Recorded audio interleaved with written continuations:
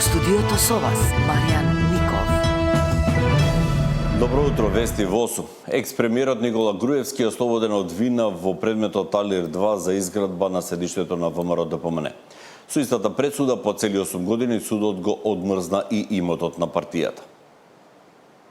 Судот изрече ослободителна пресуда за екс-премиерот Никола Груевски за предметот поврзан со изградба на партиската зграда на ВМРО ДПМН. Директна причина за ваквата одлука се измените од кривичниот законник од 2023-та. Според судиката Алексовска Стојановска, обвинителството не го прилагодило обвинението на новите законски одредби, туку останало на истите факти и докази кои по измените на законот веќе не биле доволни за да се утврди вина за делото пречекорување на службените овластувања.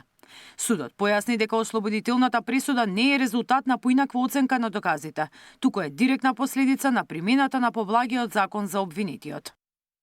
Анализата и оценката на доказите, утврдените факти и заклучоците изведени од страна на судот останаа непроменети. Така што при постоење на истите докази, врз основа на кои судот претходно утврди дека е сторено предметното кривично дело со искористување на службената положба и овластување, цени дека при постоење на истите тие докази не се докажа надвор од разумно сомнение дека делото е сторено со друг вид на действија, односно со пречекорување на овластувањата и со неизвршување на службената должност. Пораката е следна.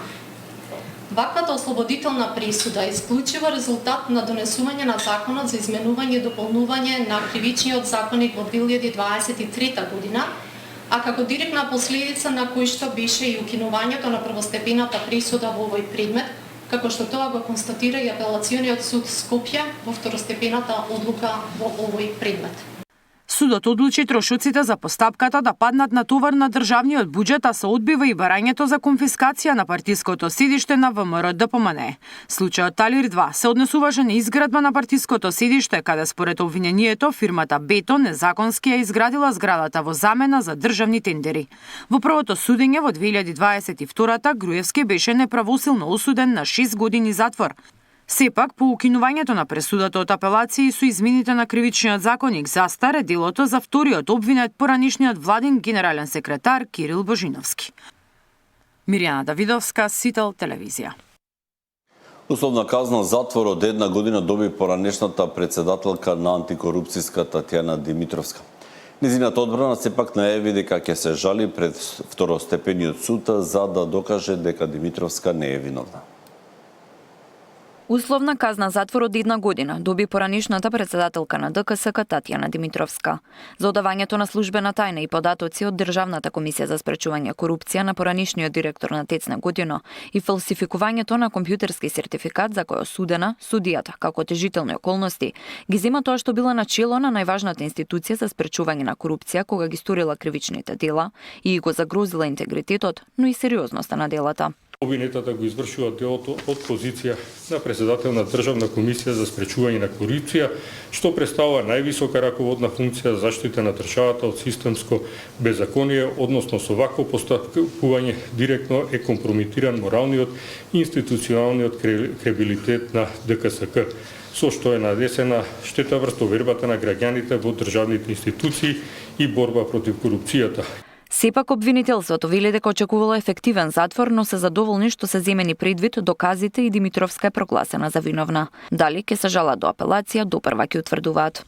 Ние денес слушнавме сериозни, отежнителни околности кои што судот ги зел предвид при донесување на ваквата одлука и определување на видот и висината на казна. Одбраната на Димитровска не е задоволна од условната казна. Со жалба до апелациониот суд ќе докажуваат дека е невина. Многумина ценат и сметат дека казната алтернативна мерка во овој случај е успех во оваа постапка, имајќи предвид позицијата на обвинетата и својството. Јас сметам дека не е остварено законско битие на кривичните дела кои се стават на товар. Миле Стулевски, кој го полагаше безбедносниот сертификат во име на Татјана Димитровска, доби 6 месеци условна казна. Единствена од тројцата обвинети која доби ослободителна присуда беше Билјана Петровска-Мантева. Според судот, таа како вработена не оддала службена тајна на директорот на ТЕЦ Неготино Небојша Стојановиќ, како неповикано лице, бидејќи во тој временски период тој се уште раководел со институцијата. Тамара Дичовска, Сител телевизија.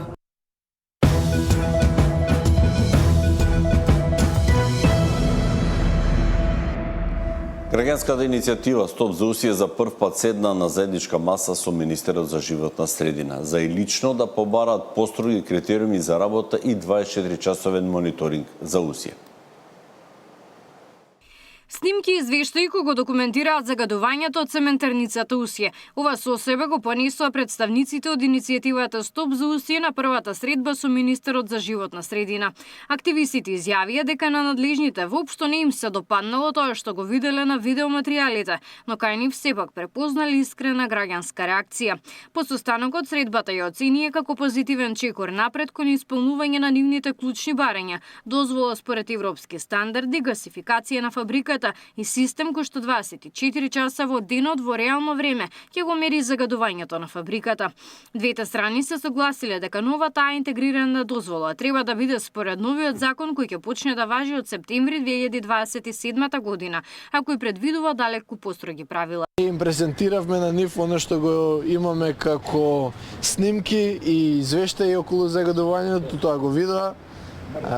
Нормално дека не им се допадна и го видовме тоа граѓанство во нив кај што изреагира на тоа како што секој граѓанин би реагирал. Кажа дека интегрираната дозвола повторно ќе биде по ЕУ стандарди, чекаме тоа да го видиме, околу гасификација дека ќе разгледаат, а дека околу ЦЕМС, односно околу мерењата ќе бидат 24/7, односно ќе може да се види во реал тайм загадувањето, секој може да го види, секој граѓанин да го види. Како продолжение на диалогот што започна на јавната расправа, денеска се сретнав со представници на иницијативата Стоп Заусие, напише и министерот Хоџа на Facebook.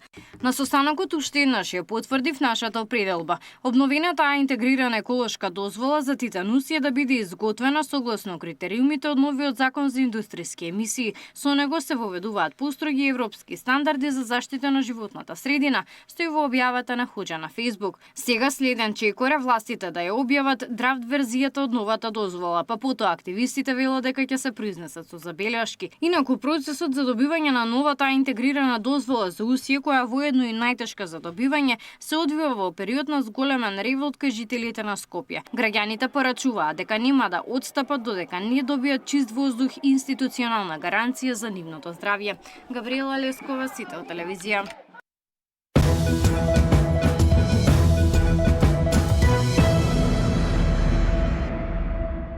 Ниту една од партиите не отстапува од своите барања за изборниот законник, иако истекува и последниот ден од рокот за исполнување на реформската агенда. Евроамбасадорот Рокас повика партиите да постигнат консензус, бидејќи во спротивно државата ризикува да изгуби над 4 милиони евра од Европската унија.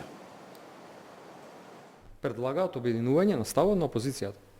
Како е тоа обединување на ставот на опозицијата околу изборен закон? Кои се тие да иницираат нешто по наредба на Мицкоски? Нашите ставови се јасни. Ние немаме проблем со една изборна единица, ниту пак имаме проблем со и го поддржуваме делот да се зголемат финансиите за помалите партии на сметка на наше намалување на финансиите кои што ги добиваме од државата. Немаме проблем. И го поддржуваме тоа.